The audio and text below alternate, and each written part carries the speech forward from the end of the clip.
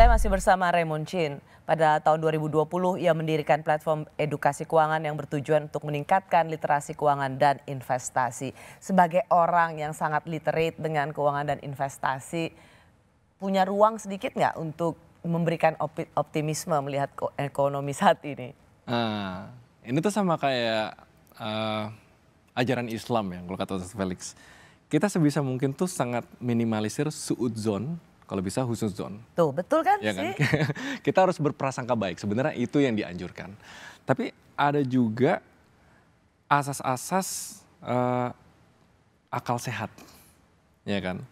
Soalnya kan ada satu juga diajarin, kayak kita kalau misalnya optimis terhadap ular, dan kita husnuzon, kita main pegang aja gitu, terus kita digigit, itu sebenarnya kita dosa loh. Bukan salah, tapi dosa bahkan. Karena kalau kita berprasangka baik dengan akal sehat menunjukkan bahwa ini tidak boleh dibikin prasangka baik gitu loh. Itu sebenarnya kita dosa karena kita bisa membuat orang lain kena imbasnya juga. Itu lebih parah. Misalnya kalau ada orang zolim nih dan kita ya nggak apa-apa deh nanti dia bakal lebih baik. Terus ternyata dia nyolong dari banyak orang, ternyata dia ngerusak hidup orang lain. Kita dosa. Karena tidak mengingatkan maksudnya. Karena tidak mengingatkan dan tidak mengintervensi gitu loh. Jadi tetap ada batasnya kita bisa berprasangka baik. Dan kalau kita ngomong optimisme, itu pun juga harus ada basisnya kan. Optimisme tuh analoginya kayak Elon Musk pas bilang dia mau ke Mars. Kan gak make sense, kebanyakan orang pasti suudzon. Tapi dengan dia ngebangun Starlink, dia ngebangun apa itu yang satelit, itu Starlink sama SpaceX, robot. Orang ngerasa, oh ternyata bisa optimis ya. Karena dia menunjukkan adanya langkah-langkah lebih baik menuju situ. Walaupun jauh gak masalah. Sama kayak kita ngeliat Indonesia sekarang. Jauh, menurut aku sih masih jauh. Karena kamu nggak melihat dasarnya. 8% masih jauh, emas masih jauh. 8% kan memang bagaimanapun juga gradually dalam 5 tahun pemerintahan Presiden Prabowo. Tapi begini, saya mau tanya, menurutmu situasi ekonomi sekarang, karena pemerintah juga selalu mengatakan dan saya bicara dengan beberapa ekonom juga secara fundamental, indikator ekonomi memang not bad, tidak baik, semua terjaga, defisit, APBN kita juga bisa dijaga dengan baik.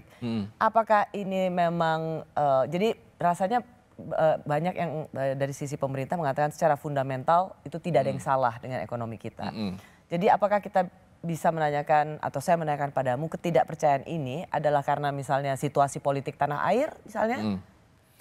Kalau kita ngomong kepercayaan bahkan kayak IHSG atau kayak apapun yang stock market atau financial instrument ya. Balik lagi, asas kepercayaan itu tentang memprediksi masa depan. Kalau kita memprediksi masa depan. Ya kenapa? Ada apa dengan masa depan Indonesia? Nah, analoginya kayak kita menilai seseorang yang baru kita kenal. Ya kan? Satu, kita lihat track recordnya, misalnya teman kita bilang apa tentang dia.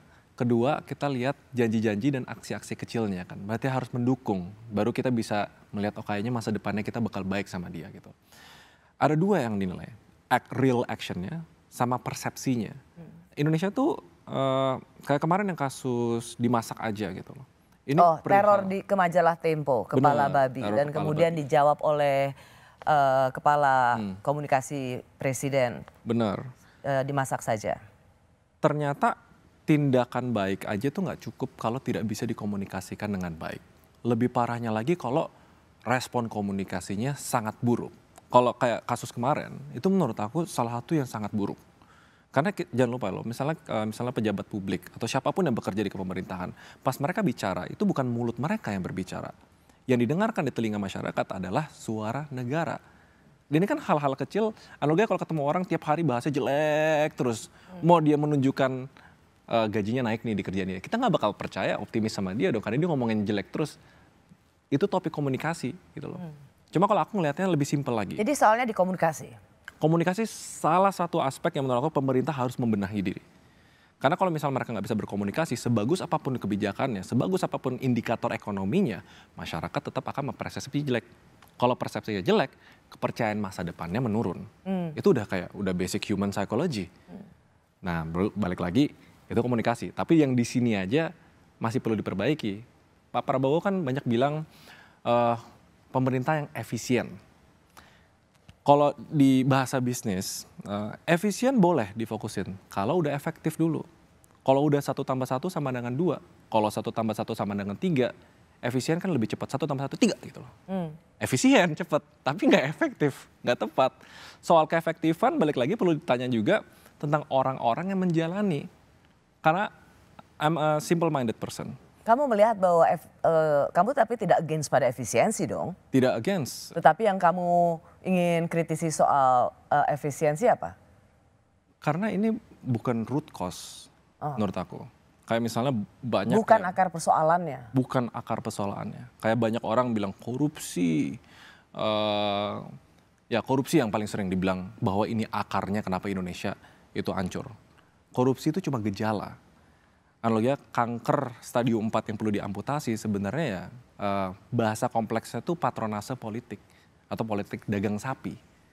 Karena kalau misalnya di pemerintah banyak sekali jabatan yang orangnya duduk posisi itu karena balas budi, karena sebelumnya ditolong siapalah atau apalah, sudah pasti kebijakan atau aksinya nggak bakal efektif, belum lagi soal efisien gitu loh.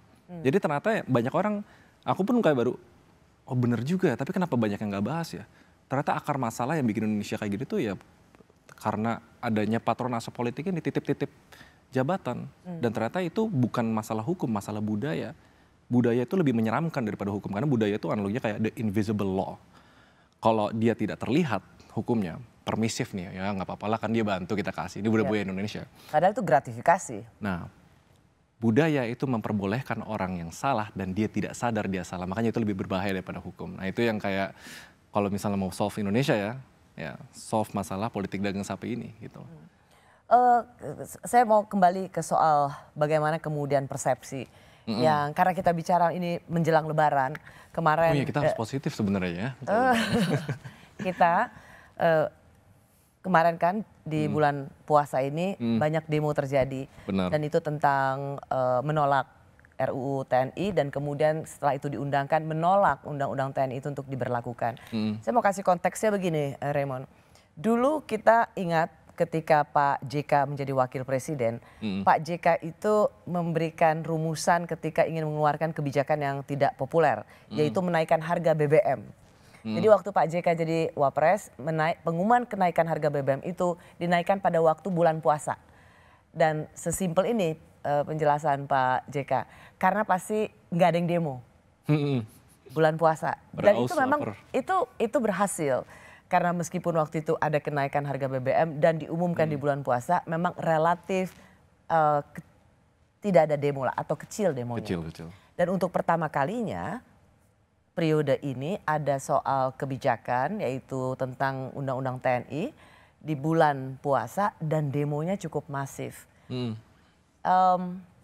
Tidak berlaku tuh teorinya Pak JK dan itu kemudian membuat orang jadi pertanyaan.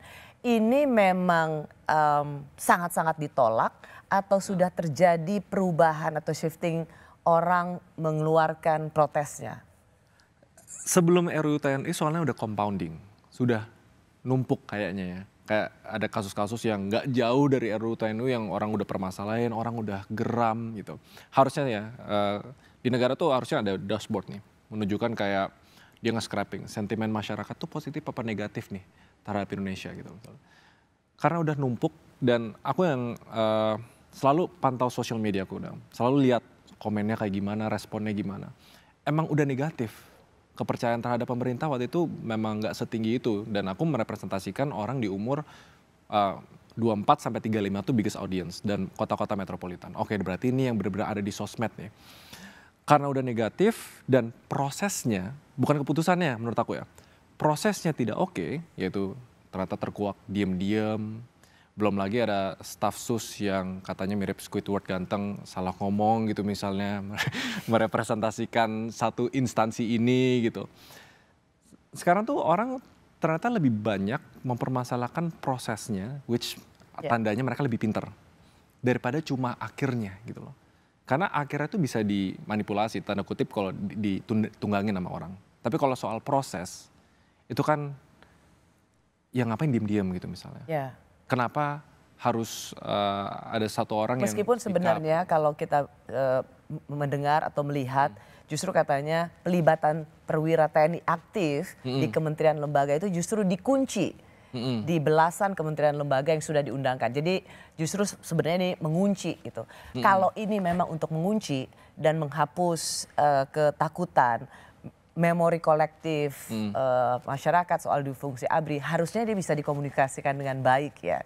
Benar. Harusnya itu bisa di-clearkan tanpa harus ada misalnya kesan tidak transparan, diam-diam, dan kemudian rasanya seperti kok ujuk-ujuk, tidak ada partisipasi publik. Kalau memang benar undang-undang ini tidak akan mengembalikan dui fungsi ABRI. Contohnya kayak gini, kalau di Islam kan ada konsep sunnah ya. ini mumpung lagi belajar nih, lagi belajar. Bisa dibilang yang kontroversi itu tentang poligami gitu loh. Ya kan, ada banyak yang bilang poligami itu sunnah, boleh diperbolehkan gitu loh. Terus orang mengatasnamakan, oke nih poligami, kalau gitu semua orang boleh poligami, soalnya lakuin poligami dan lain-lain. Tapi yang bikin kesel kan ada sunnah-sunnah lain yang lebih mudah gitu loh. Atau bahkan lebih bisa memberi manfaat untuk orang lain dan diri sendiri, kenapa nggak itu yang dilakuin. Dan menggunakan itu sebagai pembela gitu. Dalam sini konteksnya adalah kenapa RUU yang kelihatannya warga sudah teriak-teriak terus kayak perampasan aset gitu loh. Kok nggak secepat atau nggak dibikin diem-diem ya acaranya ya gitu loh. Kenapa nggak langsung dibuat keputusannya secepat RUU TNI ini ya gitu.